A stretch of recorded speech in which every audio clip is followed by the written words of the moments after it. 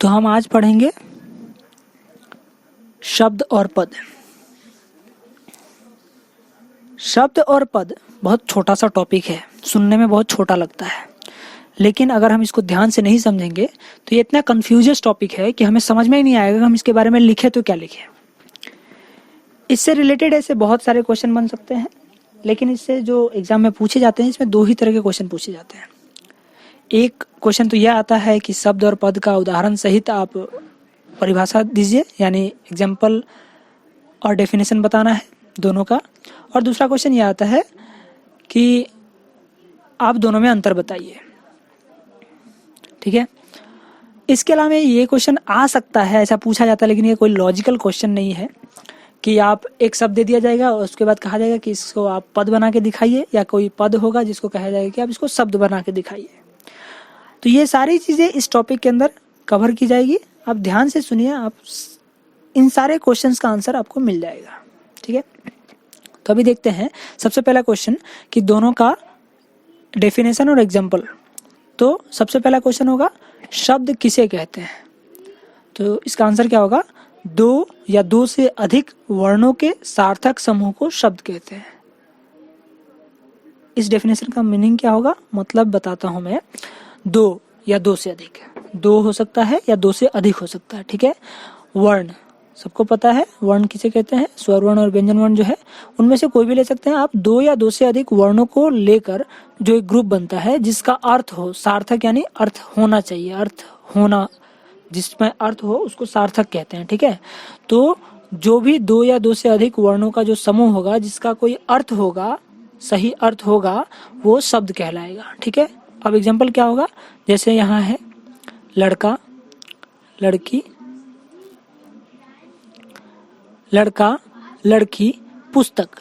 ठीक है, ये शब्द हैं और ये सब क्या है, दो या दो से अधिक वर्ण है इसमें, है ना, दो से अधिक वर्ण, ल, ड़, क में आ की मात्रा का, ये सब तो दो से अधिक वर्ण है, तीन है, यहाँ पे चार है, तो ये सब मिल गए और सब मिलकर एक अर्थ बता रहे हैं ना। लड़का मतलब हमको पता है कि एक लड़का, बॉय का मतलब लड़का होता है। ठीक है ना, तो ये क्या हो गया, एक शब्द बन गया ना नियम के अनुसार, जो हमने डेफिनेशन में पढ़ा कि दो या दो से अधिक वर्णों के सार्थक समूह को, ऐसा समूह जिसका अर्थ हो। तो यहाँ दो से अधिक वर्ण भी है और इसका अर्थ भी है, यानी ये एक शब्द है। उसी तरह लड़की और पुस्तक भी एक शब्द है।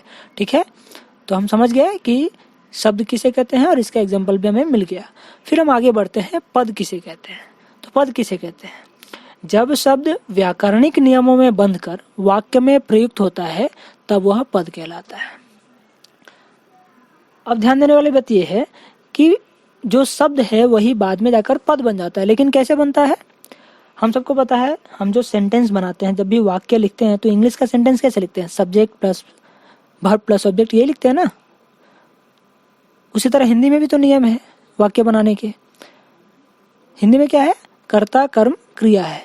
ठीक है ना, तो जब किसी शब्द को हम वाक्य में प्रयोग करेंगे, किसी भी वर्ड का जब हम किसी सेंटेंस में यूज करेंगे तो उस नियम के अनुसार ही करेंगे। तो वही है ये व्याकरणिक नियम। जब शब्द उन्हीं व्याकरणिक नियमों में बंध जाता है और उसके बाद किसी वाक्य में प्रयोग होता है तब वह पद बन जाता है। ठीक है, यहाँ दो एग्जाम्पल है, मेरे दो लड़के हैं। ठीक है, ऊपर हमने लड़का लिखा था और यही लड़का जब यहाँ सेंटेंस में आया तो यहाँ लड़के हो गया। क्यों हो गया, क्योंकि यहाँ दो है, प्लूरल है, बहुवचन है। बहुवचन होगा तो लड़का का लड़के करना पड़ेगा। तो यही होता है पद और शब्द में अंतर। जब यही शब्द यहाँ था लड़का तो लड़का था, जब यही यहाँ पर आया तो इसके वजह से बदलना पड़ा, इसको लड़का को लड़के करना पड़ा। क्यों, क्योंकि यहाँ दो था, इस दो की वजह से इस लड़का शब्द को लड़के करना पड़ा हमको, है ना। तो यही होता है शब्द और पद। शब्द जब व्याकरण के नियम के अनुसार जब किसी वाक्य में प्रयोग होता है और दूसरे शब्द के जरूरत के अनुसार जब वो बदलता है तब वो पद बन जाता है। ठीक है, यानी जब भी कोई शब्द किसी वाक्य में अगर प्रयोग होता है और वो नियम के अनुसार सही प्रयोग होता है तब वो पद कहलाता है। ठीक है, उसी तरह दूसरा यहाँ पे हमने शब्द में लिखा था क्या, लड़की, और जब उसी से हमने यहाँ वाक्य बनाया तो क्या हुआ, मेरी दो लड़कियां हैं। फिर कहा गया मेरी दो लड़कियां हैं, यानी अभी यही लड़की, जब यहाँ लड़की कहने का मतलब क्या होता है, एक लड़की और तो कुछ नहीं होता है। लेकिन जब हम दो कहेंगे तो फिर लड़की नहीं लिख सकते ना हम, वहाँ क्या करेंगे, मेरी दो लड़कियां हैं, तो लड़की लड़कियां बन गया ना। क्यों बन गया, क्योंकि दो लगा हुआ था। लेकिन जब यही लड़की शब्द में था तो इंडिपेंडेंट था, इसको कोई किसी से लेना देना नहीं था, इसलिए ये लड़की जैसा है वैसे रह गया। लेकिन जब ये वाक्य में प्रयोग हुआ तो इसके अगले वाले शब्द के अनुसार इसको बदलना पड़ा, और यही होता है पद। जब कोई शब्द वाक्य में प्रयोग होता है और उसमें जरूरत के अनुसार वो बदलता है तब वो पद बन जाता है। ये जरूरी नहीं कि हर जगह ये शब्द बदलेंगे, नहीं भी बदल सकते हैं। जैसे यह मेरा लड़का है, वह मेरी लड़की है, यहाँ कुछ भी नहीं बदल रहा है, लड़का और लड़की दोनों सेम है। लेकिन आप अगर देखेंगे तो मैंने जो एग्जाम्पल दिया कि यह मेरा लड़का है, तो यह मेरा लड़का है, लड़का की वजह से हमने यहाँ मेरा लगाया। लेकिन जब हम कहते हैं कि यह मेरी लड़की है तो यहाँ लड़की स्त्रीलिंग है, इसलिए हमने यहाँ क्या लगा दिया, फिर मेरी लगा दिया।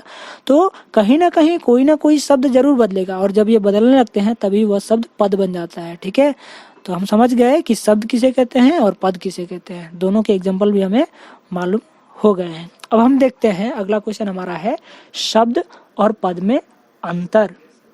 शब्द और पद में अंतर, जब ध्यान से शब्द और पद के डेफिनेशन को समझ जाएंगे तो अंतर भी आप आसानी से लिख सकेंगे। ठीक है, तो सबसे पहला अंतर क्या मिलता है, शब्द क्या होता है।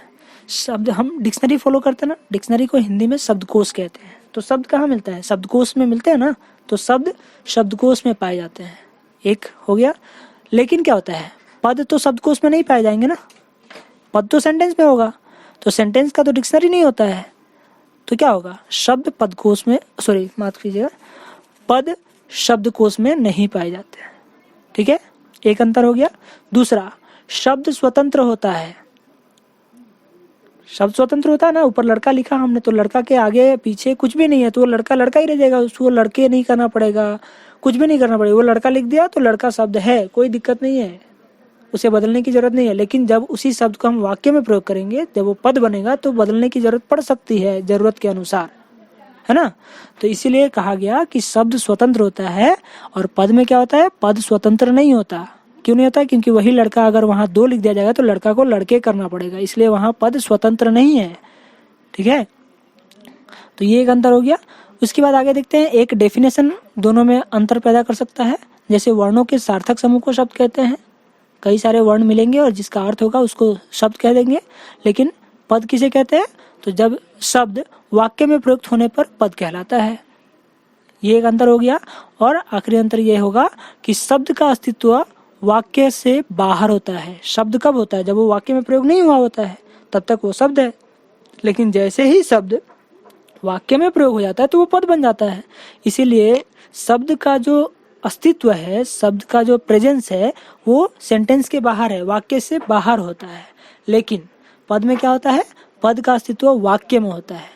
जब तक एक सेंटेंस होगा तभी वहाँ जितने भी उसमें वर्ड्स लिखे वो सारे के सारे पद कहलाएंगे। लेकिन जैसे ही उसको अलग अलग कर देंगे, हम एक सेंटेंस को तोड़ देंगे और सारे वर्ड्स को अलग अलग लिख देंगे तो वो शब्द हो जाएगा, वो सेंटेंस नहीं होगा। ठीक है, इसीलिए कहा गया कि शब्द का जो अस्तित्व है, शब्द का जो प्रेजेंस है, वो तभी तक है जब तक वो सेंटेंस में यूज नहीं हुआ है, वाक्य में प्रयोग नहीं हुआ है। लेकिन पद में क्या होता है, पद का अस्तित्व तभी तक है जब तक वो सेंटेंस में यूज हुआ है। जब तक वो सेंटेंस में है तब तक वो पद है। जैसे ही सेंटेंस से हम हटा दिए जाएंगे, उसे हम हटा देंगे, तब वो पद नहीं रह जाएगा, वो शब्द बन जाएगा। इसीलिए कहा गया कि पद का अस्तित्व वाक्य में ही होता है। ठीक है, तो ये था हमारा शब्द और पद का टॉपिक। ये ज़्यादा बड़ा नहीं है, मैंने इसलिए पहले ही कहा कि ये ज़्यादा बड़ा नहीं है, लेकिन इसे समझना बहुत ज़रूरी है। अगर आप ठीक से समझेंगे तो ये बहुत आसान सा टॉपिक है, लेकिन नहीं समझेंगे तो फिर ये इतना कन्फ्यूजस हो जाएगा कि आप समझने की कोशिश करेंगे फिर भी समझ नहीं पाएंगे। ठीक है, अच्छा एक बात मैंने और जिक्र किया था कि ऐसा क्वेश्चन दिया जाता है कि एक शब्द दिया जाएगा और इसे कहा जाएगा कि इसको पद बना के दिखाइए, और दूसरी तरफ एक पद दे दिया जाएगा जिसको कह दिया जाएगा कि इसको शब्द बना के दिखाइए। यानी इसका सीधा सा आंसर यही है कि अगर आपको कोई शब्द दिया जाए और कहा जाए कि इसको पद बताइए, इसको पद बनाइए, तो बस उस शब्द से आप एक वाक्य बना दीजिए, एक सेंटेंस बना दीजिए। अगर आपको कह दिया जाए कि घर एक शब्द है, आप इसको पद बना के दिखाइए, तो क्या करेंगे, मैं घर जा रहा हूँ। अब यही घर सेंटेंस में आ गया, वाक्य में आ गया, तो ये पद बन गया। सिंपल सी बात आप समझ लीजिए कि जब भी कोई अकेला एक वर्ड लिख दिया जाए, एक शब्द होगा, तो वो शब्द कहलाएगा अकेले, उसके आगे पीछे कोई वर्ड नहीं होने चाहिए, तब वो शब्द है। और जैसे ही वो शब्द किसी सेंटेंस में यूज होगा, जहां भी एक सेंटेंस होगा वहां उस सेंटेंस में जितने भी वर्ड्स होंगे वो सारे के सारे पद हैं। अगर मैं घर जा रहा हूँ, मैं घर जा रहा हूँ, ये सारे के सारे पद हैं। मैं भी पद है, घर भी पद है, जा भी पद है, रहा भी पद है और हूँ भी पद है, यहाँ सब पद है। लेकिन अगर इसी को हम अलग अलग लिख दें, मैं एक लाइन में, फिर दूसरी लाइन में घर, फिर तीसरी लाइन में जा, फिर चौथी लाइन में रहा, फिर पांचवी लाइन में हूँ, तो ये सारे अलग अलग शब्द हैं। लेकिन जब ये सब एक वाक्य में बनते हैं तो ये पद कहलाते हैं। अब बस इस बात को ध्यान से समझ लीजिए। तो जब भी आपको ऐसा कहा जाए कि ये शब्द है और आप इसको पद बना के दिखाइए, तो उस शब्द से एक वाक्य बना दीजिए। और जब भी कोई एक शब्द है, माफ कीजिए, जब भी एक वाक्य दे दिया जाए और कहा जाए कि इस वाले पद को आप शब्द बना के दिखाइए, तो बस उस वाले शब्द को पद को वहां से निकालिएगा और अलग अकेला लिख दीजिए, वो शब्द बन जाएगा। आप जिस वाक्य को आपको कहा जाए कि इसको शब्द बनाइए, उसको अलग अलग लिख दीजिए, वो शब्द बन जाएगा। ठीक है, तो यही है शब्द और पद में पढ़ने के लिए।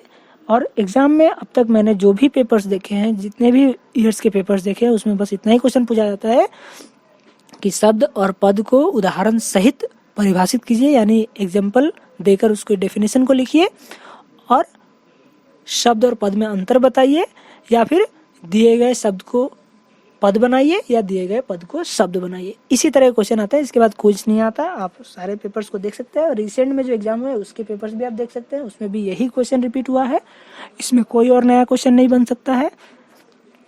बनाने को तो बहुत सारे क्वेश्चन बन सकते हैं इससे, लेकिन यही क्वेश्चन बार बार रिपीट किए जाते हैं। इसलिए आप इन चीज़ों को अगर समझ गए तो आपके लिए इस सिलेबस में काफ़ी है इतना पढ़ना। ठीक है, तो थैंक यू बच्चों, आज के लिए इतना ही है। हम कल दूसरी वाले टॉपिक पे पढ़ाई करेंगे, तो मिलते हैं कल इसी चैनल पे। Thank you.